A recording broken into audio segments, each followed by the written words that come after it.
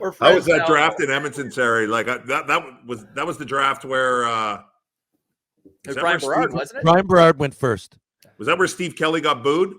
Yeah, it is. Steve Okay. Kelly, he went 6th. Yeah. And, that's right. Right before Dome, right? 7th. For those keeping track, Jerome McGinley went 11th. I had a ham sandwich and a coffee before he got drafted. But anyway, moving on. No.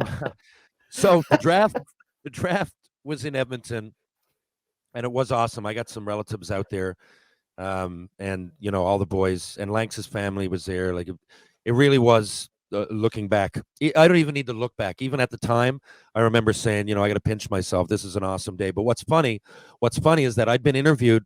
I think there was 26 teams in the league then. I think, whatever the case, I'd been interviewed by all but 2 of them, and Montreal was one of the teams that didn't interview me. And we're in the elevator on the way to the draft. Doug Robinson's in there in Piermont too, Montreal's 2 head scouts, and I'm in there with my dad. We get caught in the elevator with these guys, and Robinson says, "Hey, a lot of goals, a lot of penalty minutes. Like to play rough, like to go to the hard areas. Good shot." I'm going, yeah. And then he goes, great Memorial Cup. And I look at my dad, and Dad goes, "He thinks you're Shane Doan." I said, "Okay, well, thanks a lot, Mr. Robinson." I went and sat down. I thought there's no possible way.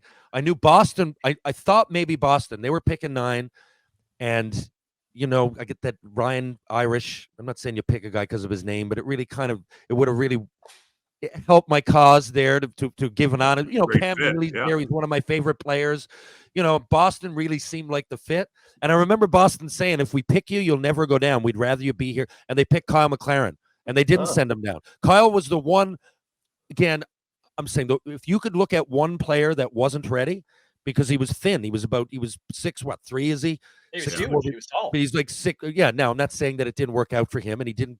I'm just saying, of all of us, we just played with him, and we could tell he was going to be something at some point, but he was still like 170 pounds. Anyway, so they had no idea what I looked like, and about, 25 minutes later, they call my name.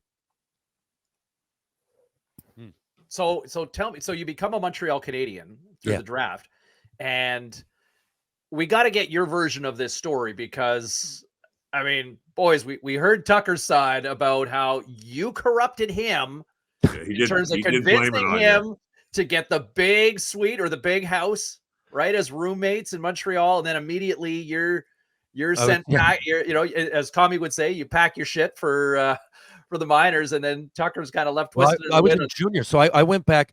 Okay, I knew going in. I guess Tux didn't know this side of the story, but when I was there, Tux had played a year in Fredericton, and I think he had like 90-odd points, but he's 2 years older than me, so I still had a year junior left. Okay. So when I got there, and Aaron Asham had been drafted, and I remember them saying that would be a great 3rd or 4th line, you, Asham, and Tucker. I remember them saying that. Yeah, that'd be a problem. That was part of their philosophy. So it wasn't just my idea. I think they said, if you find a roommate, maybe Darcy Tucker, and I was starting to get to know him a little bit. And it was my understanding I was going to practice with the team for most of the year and then go back to junior. And that's what happened. I don't know if I ever really said that out loud. You're not parading around. I can't wait to get sent down.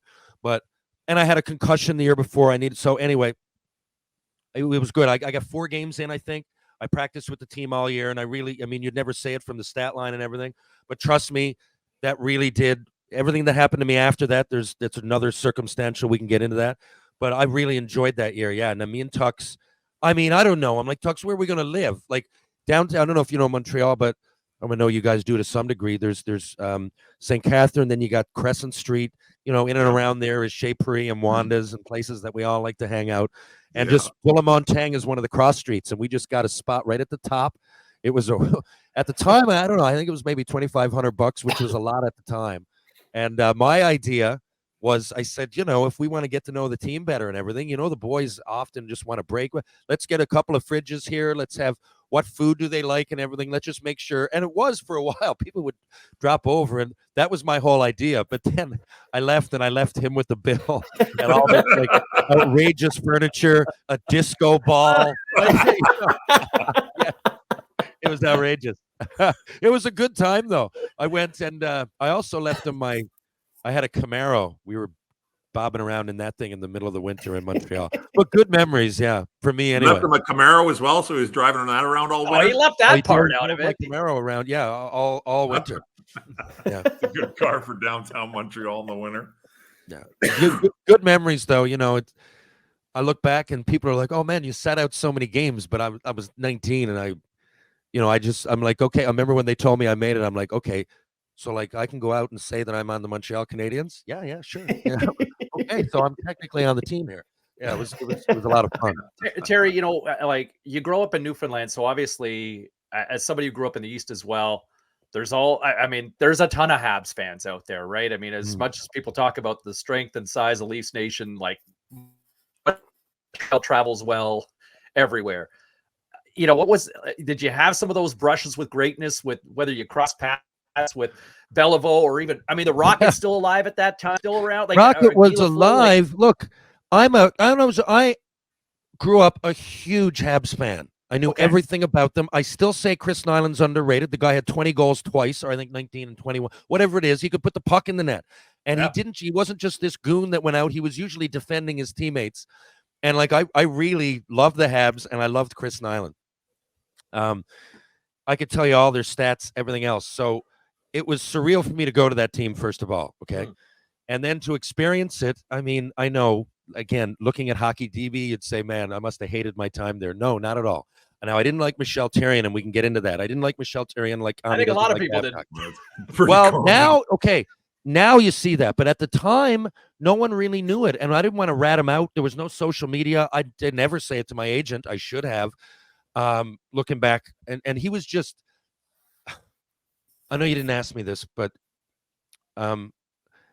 he was just ignorant. Like it wasn't just me. It wasn't a French English thing. He would chain smoke on the bus and kind of want you to ask him why, please, Mike, can you not do that?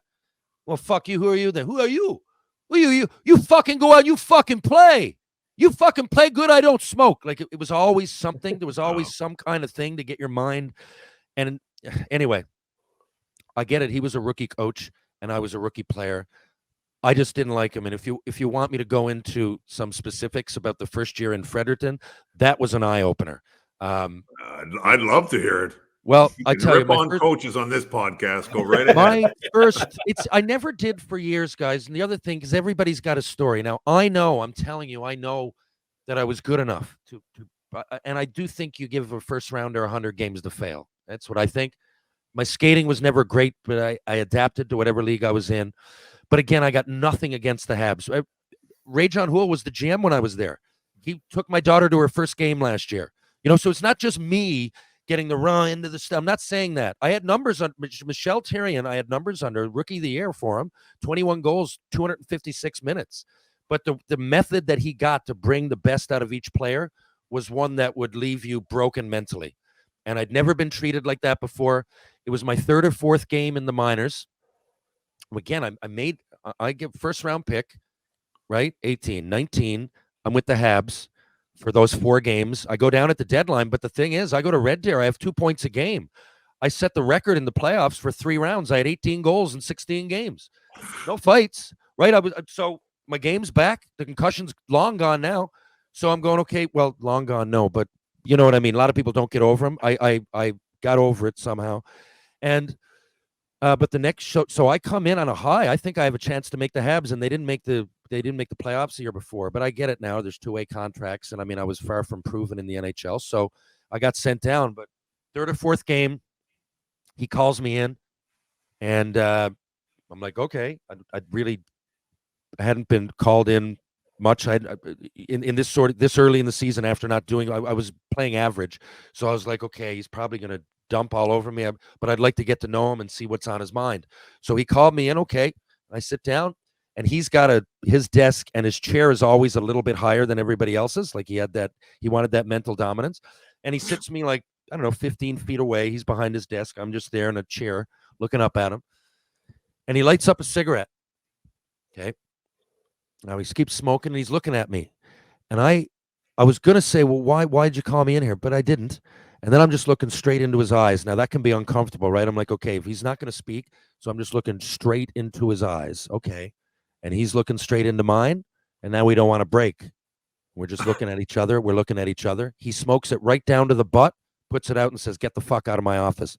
That was the meeting. Not a word said, smoked a cigarette, blew it at me, and told me to get the fuck out of his office. So I'm going, oh, Jesus. I come out. Some of the guys on my team, Sylvain Blouin, Francis Bouillon, Marc Bocage, Stéphane Robida, they knew him from junior. And they said, well, that's just the way he is. I'm like, just the way he is, like a mega fuckhead? Like, what do you mean? He's the coach. He determines our goddamn fate, right?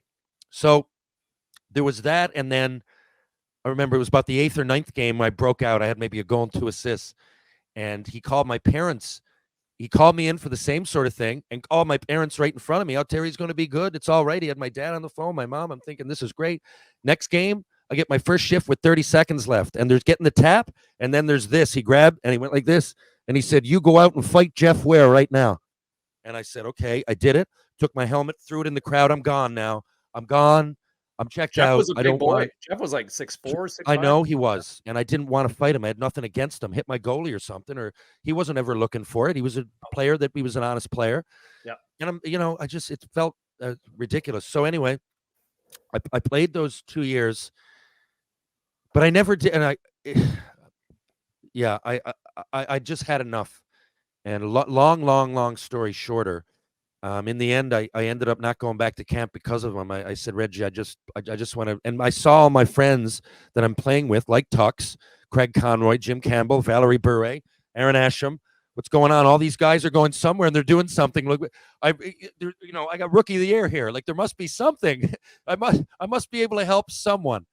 But now I'm starting to get to the personal side of it. But really, that was it. And I didn't go back to camp, and I ended up hurting my ankle in Dallas camp, to be honest. And it was the beginning of the end. But I often tell these stories. If Michel Therrien was here now, the difference is, Kami, Babcock is still kind of in the, and he doesn't seem to have, is learning a lesson a thing, but he's still relevant for the wrong reasons. I don't know. Maybe Michel got to be a better person. Maybe I really don't know. Maybe he got remarried or he found some epiphany.